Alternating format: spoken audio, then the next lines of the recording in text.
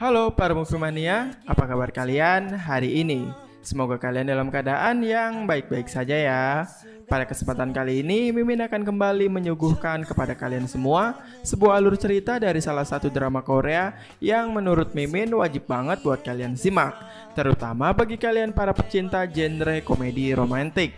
Drama yang akan Mimin bawakan kali ini berjudul My Strange Hero. My Strange Hero adalah seri televisi Korea Selatan yang dirilis pada tahun 2018. Drama ini dibintangi oleh Yoo Sung Ho, Jo Bo Ah, dan juga Kwak Dong Yoon. Serial ini berkisah tentang seorang siswa bernama Kang Bok-soo yang diperankan oleh Yoo Sung Ho yang diusir setelah dituduh melakukan kekerasan terhadap siswa lain. Bertahun-tahun kemudian, ia kembali ke sekolahnya sebagai orang dewasa dan mencoba untuk membalas dendam pada dirinya sendiri. So, bagaimanakah kisah selengkapnya? Mari kita simak narasi berikut ini. Film diawali dengan memperlihatkan seorang pria berseragam merah sedang mengendarai motornya dan menuju ke suatu tempat. Rupanya pria tersebut menuju ke sebuah gedung pernikahan. Di sisi lain terdapat seorang wanita yang juga akan menghadiri sebuah pernikahan. Dia adalah Son Soo Jung, seorang guru kontrak di SMA Seolsong. Dia datang ke acara pernikahan atasannya bertujuan untuk mendapatkan impresi dan berharap agar dia diangkat menjadi guru tetap di sekolahannya. Namun sayang, harapan Son Soo Jung sirna setelah mengetahui kalau rupanya pihak sekolah telah memutuskan untuk merekrut orang dari luar untuk menggantikan posisi Son Soo Jung setelah kontraknya habis nanti. Mendengar perkataan itu, Son Soo Jung pun jadi sangat kesal karena dia telah melakukan semua yang terbaik demi bisa menjadi guru tetap di sekolahannya tersebut. Namun pihak sekolah malah memilih orang lain untuk menggantikannya. Sementara itu, kita kembali kepada pria yang di awal kita lihat tadi. Rupanya dia datang ke sebuah pernikahan dan berusaha menggagalkan pernikahan tersebut dengan cara membawa kabur sang pengantin wanitanya. Suasana pun jadi kacau, tetapi rupanya pria tersebut tidak sendirian dan dibantu oleh rekan-rekannya. Akhirnya pria tersebut berhasil membawa sang pengantin wanita kabur dari pernikahan tersebut. Saat sedang kabur, pria tersebut berpapasan dengan Son Soo Jung yang hendak menghadiri pernikahan di tempat itu juga. Seketika pria tersebut teringat akan sesuatu. Sepertinya pria tersebut memiliki sebuah hubungan dengan Son Soo Jung di masa lalu. Hal itu membuat pria tersebut menjadi tertegun untuk sesaat. Sementara itu, Son Soo Jung yang kesal karena gagal menjadi guru tetap pun meluapkan emosinya kepada makanan yang ia santap di acara pernikahan tersebut. Di tempat lain, rupanya pria tersebut adalah orang yang bekerja di bidang jasa konsultan cinta. Dia bersama teman-temannya dibayar untuk menolong orang dari permasalahan cintanya, termasuk pengantin wanita ini yang membayar pria ini dan kawan-kawannya untuk menggagalkan pernikahannya. Pria ini adalah Kang Bok-soo. Bok-soo bersama dengan kedua temannya mencari uang dari pekerjaan semacam ini. Setelah menjalankan misi tersebut, Bok-soo dan kawan-kawannya pun sedikit berbincang mengevaluasi misi yang baru saja mereka jalani. Sampai akhirnya tiba-tiba mereka hampir saja menabrak rombongan anak SMA yang menyeberang secara mendadak.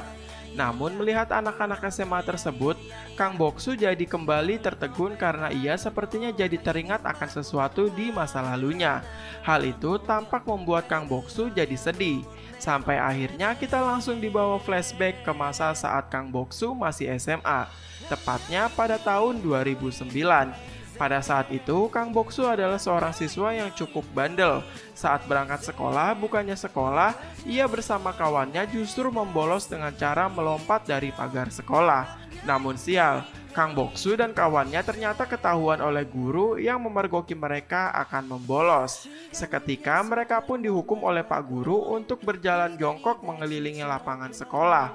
Karena celana mereka terlalu ketat, celana mereka pun jadi sobek saat menjalankan hukuman. Meski begitu, Kang Bok-soo adalah murid yang tampan. Salah satu teman wanita mereka tetap memberikan semangat kepada Kang Bok-soo. Rupanya Kang Bok-soo dulunya merupakan murid di SMA Seolsong. Seusai menjalani hukuman, Bok-soo dan kawannya pun masuk kelas. Dan di sana rupanya Bok-soo satu kelas bersama dengan Son Soo Jung yang ternyata dahulu mereka adalah teman satu kelas. Pantas saja tadi si Bok-soo sempat tertegun saat berpapasan dengan Son Soo Jung, bro. Oke, lanjut. Son Sujung ternyata adalah seorang ketua kelas yang cantik, baik dan juga sangat pintar. Hal itu membuat teman Boksu jadi terkesima kepada Son Sujung. Meski begitu, Kang Boksu tetap merasa sok cool dengan bilang kalau Son Sujung adalah gadis yang biasa-biasa saja. Sampai akhirnya Pak Guru datang dan membagikan hasil tes seluruh siswa. Orang yang mendapat nilai tertinggi tentu saja Son Sujung, sementara yang mendapat nilai terendah adalah Kang Boksu. Hal itu menjadi bahan tertawaan teman satu ruangan. Karena hal itu, Pak Guru mengelompokkan setiap anak berpasang-pasangan. Anak yang paling bodoh akan dipasangkan dengan anak yang paling pintar, agar bisa membantu nilai temannya. Itu artinya, Kang Boksu akan dipasangkan dengan Son Sujung. Dan nantinya teman yang bisa membuat temannya mengalami peningkatan nilai akan mendapat nilai tambahan dari Pak Guru. Son Sujung yang merupakan anak yang sangat ambisius pun jadi bertekad akan membuat Kang Boksu mendapatkan kenaikan nilai. Minji yang merupakan gadis yang suka kepada Boksu jadi cemburu melihat Boksu berpasangan dengan Son Sujung. Dia jadi meminta dipasangkan dengan Boksu juga. Namun berhubung Minji juga murid yang bodoh dan nilainya sangat buruk, Pak Guru pun tidak mengizinkan Minji bersama dengan Boksu. Karena itu artinya sama saja dengan bunuh diri. Dan hal itu pun jadi bahan tertawaan teman-teman lainnya. Setelah itu, Son Sujung pun segera mendatangi Boksu dan memohon untuk kerjasamanya. Tak lupa, Son Sujung juga meminta jadwal Boksu untuk belajar bersama. Akan tetapi, Boksu seakan acuh tak acuh dan tak memperdulikan Son Sujung. Meski begitu, Son Sujung masih berusaha bersikap ramah meskipun dia merasa sangat kesal. Hari-hari berikutnya, Son Sujung terus berusaha mengajak Boksu untuk belajar bersama. Tapi Boksu tetap saja menghindar dan selalu mencari-cari alasan. Hal itu sampai-sampai membuat Son Sujung menjadi sangat stres dan marah. Son Sujung yang marah pun mengajak Boksu untuk berbicara di luar. Di sana, Son Sujung memaki-maki Kang Boksu dan memarahinya karena selalu tidak mau diajak belajar bersama. Son Sujung mengatakan kalau dirinya tidak mau mendapat nilai yang kurang bagus hanya karena seorang pria bodoh macam Kang Boksu. Son Sujung pun menabok pipi Boksu dan memberikan sebuah buku untuk dipelajari oleh Kang Boksu.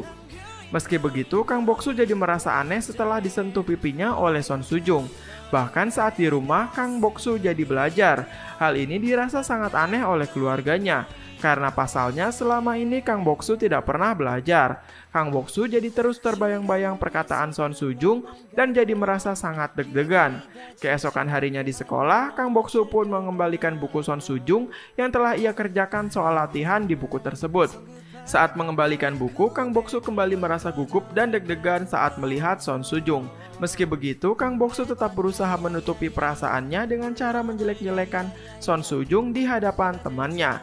Kemudian kini Son Sujung sedang berada di tempat kesukaannya, yaitu di atap sekolah sambil memeriksa hasil pekerjaan Kang Boksu. Saat sedang memeriksa pekerjaan Kang Boksu, Son Sujung melihat seorang anak sedang dibully di belakang sekolah. Dan ternyata hal itu juga dilihat oleh Kang Boksu yang sedang hendak membuang sampah. Melihat kejadian itu, Kang Boksu pun langsung menolong anak tersebut dan menghajar para pembuli tersebut. Sementara itu, Son Sujung hanya menyaksikan kejadian itu dari atas atap. Akibat perkelahian itu, kaki Kang Boksu jadi terkilir meskipun Kang Boksu berhasil mengalahkan para pembuli tersebut. Gara-gara perkelahian itu, Kang Boksu jadi dimarahi oleh guru karena dikira ia sengaja berkelahi. Hal itu membuat Son Sujung jadi heran sendiri. Setelah itu, kini pelajaran olahraga dimulai. Pak Guru mengadakan sebuah lomba balapan jalan dengan cara kaki diikat kepada kaki pasangan masing-masing. Kang Boksu pun kembali berpasangan dengan Son Sujung untuk melaksanakan lomba ini. Son Sujung yang selalu ambisius dalam setiap hal pun tampak sangat serius mengikuti lomba ini. Sementara itu, kaki Kang Boksu yang masih terasa sakit akibat terkilir tadi pun jadi tidak bisa maksimal saat melaksanakan lomba ini dan mereka akhirnya terjatuh.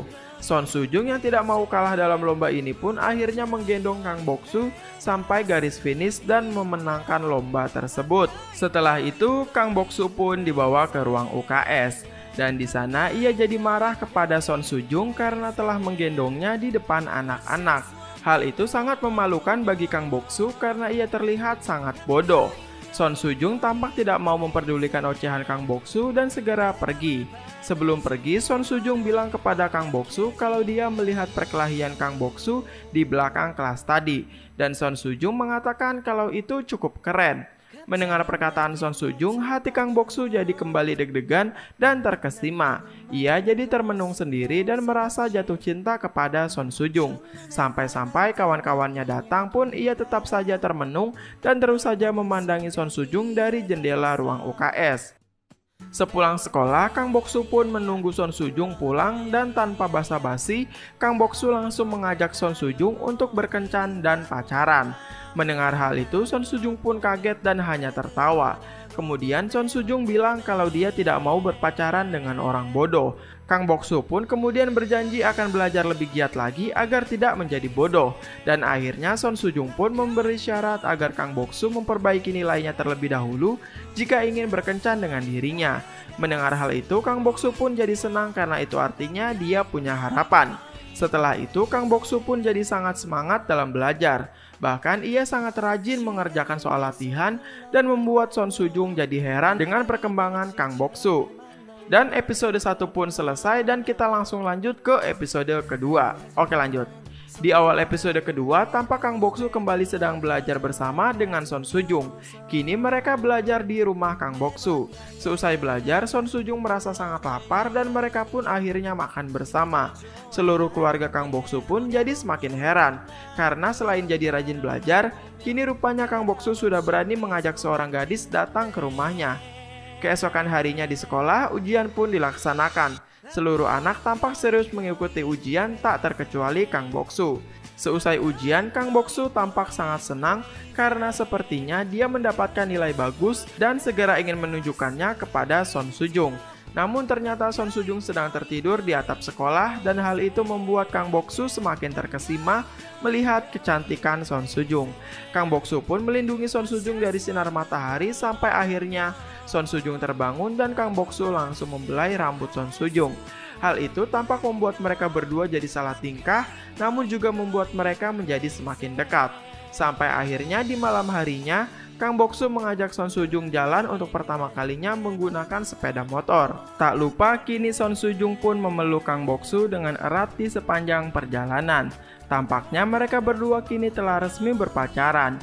Akhirnya mereka pun berhenti di suatu tempat dan di sana mereka saling berbincang. Kemudian Son Sujung pun menagih hasil ujian Kang Boksu tadi siang yang belum sempat Kang Boksu berikan kepada Son Sujung. Kang Boksu pun sangat senang karena berkat Son Sujung dirinya mendapatkan nilai yang lebih baik. Meskipun belum setinggi nilai Son Sujung, tapi setidaknya kini nilainya telah menjadi lebih baik. Setelah itu mereka kembali berbincang sampai akhirnya Kang Boksu bertanya apa impian dari Son Sujung. Son Sujung pun bingung karena dirinya belum punya impian apa-apa. Namun Kang Boksu menyarankan kepada Son Sujung untuk bagaimana kalau dirinya menjadi seorang guru saja. Karena itu sepertinya akan sangat cocok dengan Son Sujung. Son Sujung pun mempertimbangkan hal itu sampai akhirnya Son Sujung sepertinya tertarik untuk menjadi seorang guru. Dan kemudian mereka berdua pun menghabiskan malam bersama dengan sangat bahagia pada saat itu. Sampai tiba-tiba kita kembali dibawa ke masa sekarang di mana akhirnya Son Sujung benar-benar telah menjadi seorang guru. Ya, meskipun hanya seorang guru kontrak. Son Sujung terbangun karena ada seorang murid bernama Yongmin yang sedang ingin melakukan konseling karena dirinya merasa sangat stres akibat tekanan pelajaran.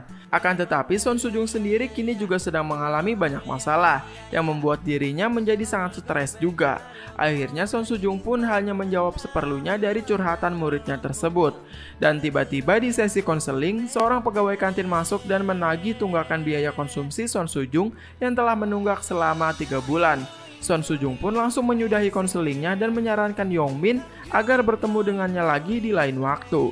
Sementara itu, Son Sujung pun segera bergegas ke ruang administrasi untuk melunasi tunggakannya. Sebelum ke ruang administrasi, Son Sujung melewati kelas dan berharap seandainya saja ia bisa menjadi seorang guru tetap, maka dia tidak akan mengalami kesulitan finansial seperti ini. Dan ternyata Son Sujung kini bekerja menjadi seorang guru di sekolah lamanya dahulu, yaitu SMA Solsong. Sesampainya di ruang administrasi, Son Sujung langsung ditanya oleh kepala administrasi tentang kontrak kerjanya yang sebentar lagi akan habis. Kemudian kepala administrasi menawarkan bantuan agar Son Sujung bisa menjadi guru tetap di SMA Solsong. Namun Son Sujung harus membayar uang sebesar 50.000 won karena kepala administrasi mengaku bahwa dirinya adalah saudara pemilik sekolah. Son Sujung pun kaget dan tentu saja menolak tawaran tersebut. Son Soo-jung pun mengancam akan melaporkan hal ini kepada polisi. Namun kepala administrasi balik meledek nasib yang kini sedang dialami oleh Son Soo-jung. Sepulang dari pertemuan itu, Son Soo-jung mampir ke panti jompo tempat neneknya dirawat. Di sana ia curhat mengenai permasalahan yang kini sedang ia hadapi, termasuk masalah finansial dan juga pekerjaannya.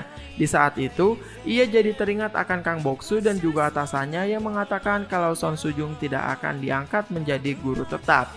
Son Soo-jung pun merasa sangat bingung dengan hidupnya kini. Sampai akhirnya saat Son Soo-jung pulang ke rumah, ia akhirnya memutuskan untuk menggunakan uang seluruh tabungannya untuk membayar kepala administrasi agar dirinya bisa menjadi seorang guru tetap, meskipun dia sangat bimbang akan hal itu. Keesokan harinya, Son Soo-jung merasa senang karena telah membayar sejumlah uang kepada kepala administrasi dan mengira kini dirinya telah bisa menjadi seorang guru tetap. Akan tetapi harapan itu sirna seketika ketika seluruh staf di kantor guru memberitahukan jikalau kepala administrasi telah kabur dari sekolah dan membawa semua uang administrasi para murid.